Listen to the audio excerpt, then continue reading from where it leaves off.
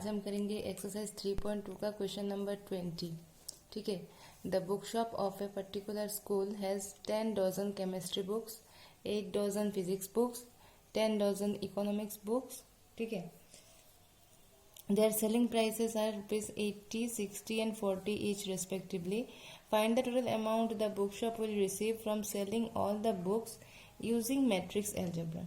तो matrix algebra use करके हम इसका टोटल अमाउंट निकालना है।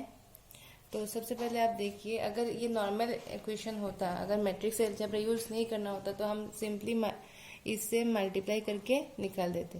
तो सिंस लिखा है कि यहाँ पे मैट्रिक्स एल्जेब्रा यूज करना है तो हम कैसे करेंगे देखते हैं। तो सबसे पहले देखो क्या है, दिया हुआ है गिवन टोटल केमिस्ट्री बुक्स कितना दिया हुआ है, 10 डजन।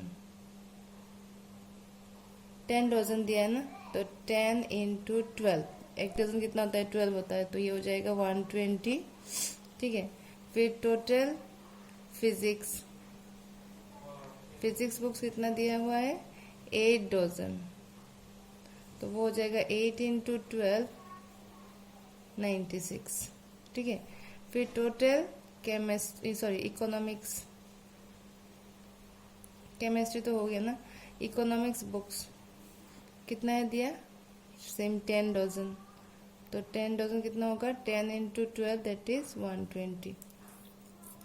अभी हमें क्या दिया हुआ है, सेलिंग प्राइसेस दिया है, तो सेलिंग प्राइसेस ऑफ केमिस्ट्री कितना हुआ है, दिया हुआ है रुपीज 80। ठीक है।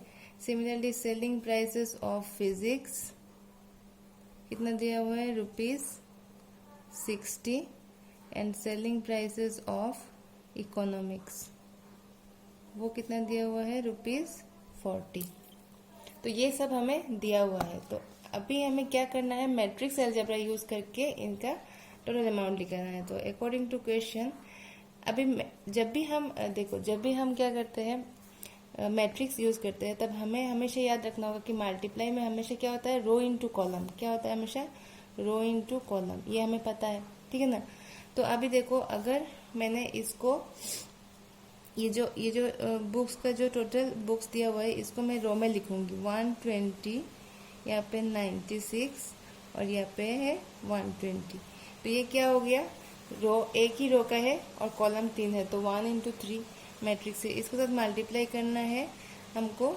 ये 80, 60, 40 ऐसे ही लिखेंगे, क्योंकि हमें पता है कि जब ऐसे लिख के हम मल्टीप्लाई करते हैं ना, तब इसका इसके साथ मल्टीप्लाई होगा, इसका इसके साथ, इसका इसके साथ, जो कि यही करना है। क्योंकि यहाँ पे केमिस्ट्री बुक्स 120, उसके साथ केमिस्ट्री का सेलिंग प्राइस 80, यही मल्टीप्लाई करना है। तो यही हमें अल्टीमेटली क्या करना है, निकालना होता है। तो देखो कैसे करते हैं, 120 तो मल्टीप्लाई करने से 120 into 80 plus 96 into 60 plus 120 into 40। ठीक है। तो ये कितना होता है, 9600। ये कितना होता है, 5760 और ये होता है 4800। ठीक है। अब इनको ऐड कर लेंगे, क्या होगा,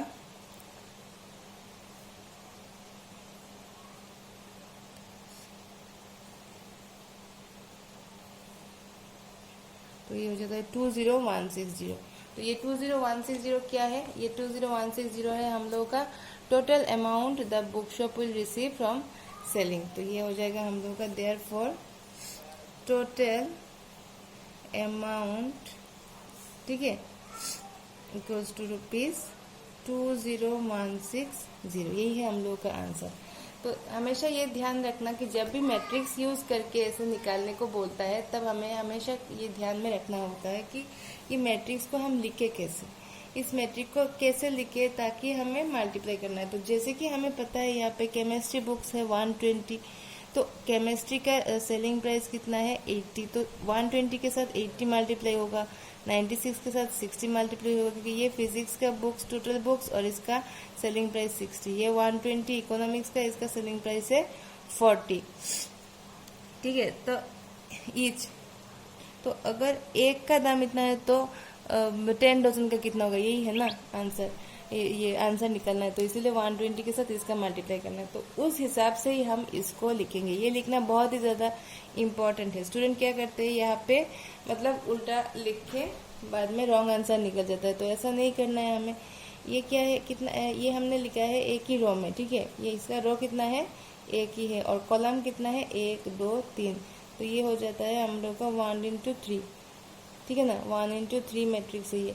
इसका रो कितना है, 1 2 3, तो ये 3 क्रॉस, कॉलम कितना है हम लोगों का, एक ही है। तो ये जब हम निकालेंगे तो हम लोगों का जो आंसर है वो निकलेगा। तो इसका इसके साथ मल्टीप्लाई होगा, इसका इसके साथ, फिर इसका इसके साथ, ठीक है ना। तो हमेशा मैट्रिक्स में क्या होता है, रो इनटू कॉलम ही होता है। तो रो इनटू कॉलम, तो इसको रो में लिखना है और इसको कॉलम में लिखना है, तभी जगह हम लोगों का आंसर निकलेगा। तो आंसर यहाँ पे कितना आया है, 20160। तो यही हम लोगों का फाइनल आंसर है, ठीक है। Thank you.